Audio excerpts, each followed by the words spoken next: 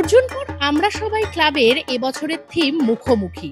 দেখুন, ওদিকে একটা আয়না রয়েছে এবং আমি রয়েছি ঠিক আয়নার এপারে, আমাকে কিন্তু দেখা যাচ্ছে। এবং শুধু এখানেই নয়, এই গোটা প্যান্ডেলটাই আমি যদি আমার ক্যামেরা পার্সনকে বলি যে এই গোটা প্যান্ডেলটাই কিন্তু একেবারে স্টেনলেস স্টিল দিয়ে তৈরি করা হয়েছে এবং যার জন্য আপনি আপনাকেই দেখতে পাবেন, অর্থাৎ আপনি সবার আগে আপনারই কিন্তু মুখোমুখি হবেন। সেই জন্যই এই পুজোর থিমের নাম করা হয়েছে মুখোমুখি। এবং এই যে আর্ট ইনস্টলেশন গুলো দেখা এখানে রাখা হয়েছে, এগুলো শিল্পী শোভেন ভট্টাচার্যের একেবারে নিজস্ব আর্ট ইনস্টলেশন।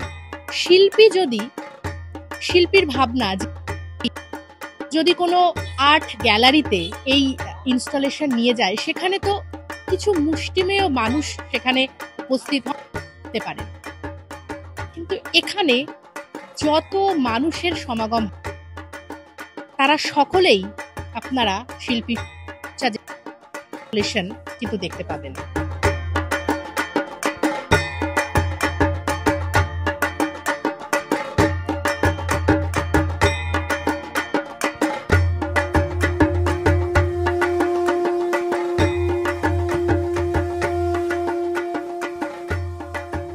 এবার আমি এখানে গিয়েছি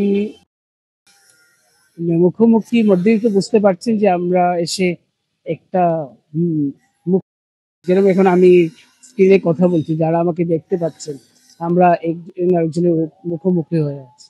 তো সিমিলারলি এখানে পুরো কনসেপ্টটা হলো কি, যেরকম একটা ইনার কোয়েস্ট, ফ্র্যাক্টাল থিওরি বা সিস্টেম, ওইগুলো সবকিছু নিয়ে একটা ইউনিভার্সে একটা মানে পুরো একটা ব্রহ্মাণ্ডের ব্যাপার আমি এখানে করেছি।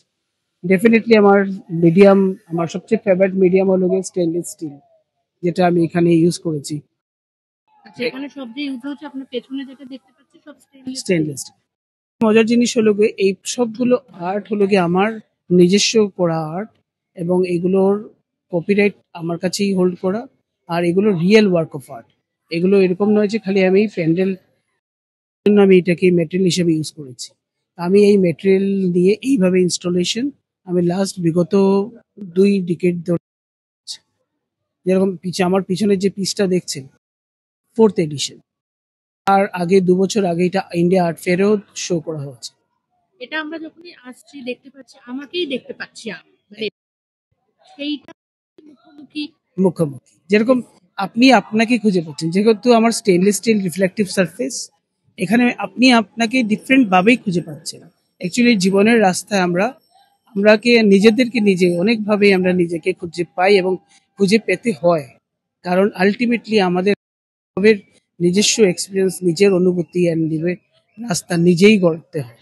আমরা দেখলাম ফাইবারের দুর্গা হয়েছে, এখানে একটা মানে সব জায়গাতেই মাটির মূর্তি তৈরি হয়, এখানে ফাইবারের দুর্গা এবং লক্ষ্মী গণেশ যারা রয়েছে তারা মুভেবল, মানে এইটা কেন, এটা কোথা থেকে এই ভাব? আরেকটা জিনিস বোধহয় আপনারা নোটিস করেননি, দুর্গার ত্রিশূল এবং হচ্ছে কপালে যে তিলক টিপটা রয়েছে সেটা, এটা আপনি নিশ্চয়ই নোটিস করেছেন। কি এটা? হ্যাঁ, এটা হচ্ছে নিব একটা কলম। তো যে শিল্পীর নাম হলো শম্পা ভট্টাচার্য, যিনি দুর্গা প্রতিমা বানিয়েছেন। উনি আমার ওয়াইফ, রিলেশনস। তো আমরা দুজনে একসাথেই পড়াশোনা করেছি এবং আমরা বোথ অফ দেম আর মানে লিভিং কন্টেম্পোরারি আর্টিস্ট, আমরা প্র্যাকটিসিং আর্টিস্ট। তো ওনার যে বক্তব্য, মানে ওনার কনসেপ্ট হলো যে উনি নিব একটা আজকের মহিলাকে উনি রিফ্লেক্ট করে। আজকের মহিলার হাতে যদি কলম থাকে, তাহলে নিচে যে ঘুরছে, গণেশ হলে বিজনেস, লক্ষ্মী হলো ইকোনমিক্স, ইয়ে হলো গিয়ে কালচার, আর আপনার অর্জুন কে বলে কার্তিক সেই মানে সত্যি সবসময় সারা জীবনের সঙ্গী নয়, কোনোটাই না, আপনার একটা মেয়ের হাতে যদি সেই কলমটা থাকে, তাহলে এরা সাথে থাকবে। মানে এই কলমটাই হলো যে আপনি সবকিছুকে পাওয়ার মুখ্য ইয়ে। তো এর জন্য এটার পিছনে একটা সংলাপও আছে, ওই আর্টিস্টেরই করা, ওই আর্টিস্ট নিজে লিখেছেন এবং নিজেই বলেছেন। যখন আপনি বিকেলে আসবেন তো শুনতে পাবেন যে একটা সংলাপ, দুর্গা আজকের নারীদের সাথে বলছে, তুমি কি আমাকে দেখছো? মানে তুমি তোমার নিজের মধ্যেই খুঁজে পাবে নিজেকে, মানে দ্যাট ইজ মিনস আজকে আপনারা সবাই দুর্গা, মহিলারা আমাদের সমাজে আছে, ওরা সবাই দুর্গা। আজকে ডিজিটাল এরাতে আজকের যে লড়াই, আজকের লড়াই হলো ব্রেনের লড়াই, ডিজিটাল লড়াই। তো আজকের যুগে ইকুয়ালিটি, ম্যান অ্যান্ড ওমেনের, ম্যান অ্যান্ড ওমেনের যে ইকুয়ালিটি, এটাই আমরা মেইনলি রিফ্লেক্ট করি। এটা টিপ না, অ্যাকচুয়ালি এটা মানে তৃতীয় নয়ন। মা দুর্গা তো তৃতীয় নয়ন থাকে, মানে উনি ত্রিকালদর্শী। তো আজকে এই 21 শতকে দাঁড়িয়ে আমাদের মানে ত্রিকালদর্শী মানে আমাদের যদি ফিউচার জানতে হয়, প্রেজেন্ট জানতে হয়, মানে তাহলে আমাদের কলমেই সম্ভব। তো আজকের যে নারীরা, তাদের যদি ত্রিনয়ন জাগ্রত করতে হয়, তাহলে সেটা জাগ্রত করবে অনলি কলম। তাই আমি ত্রিনয়নে মানে তৃতীয় নয়নে কলমটাকে ইউজ করেছি। আর ত্রিশূল তো একটা রূপক, আজকের দিনে তো কেউ দুর্গা তো যোদ্ধা। এখানে আমি মা দুর্গাকে মানবী রূপে দেখাতে চেয়েছি।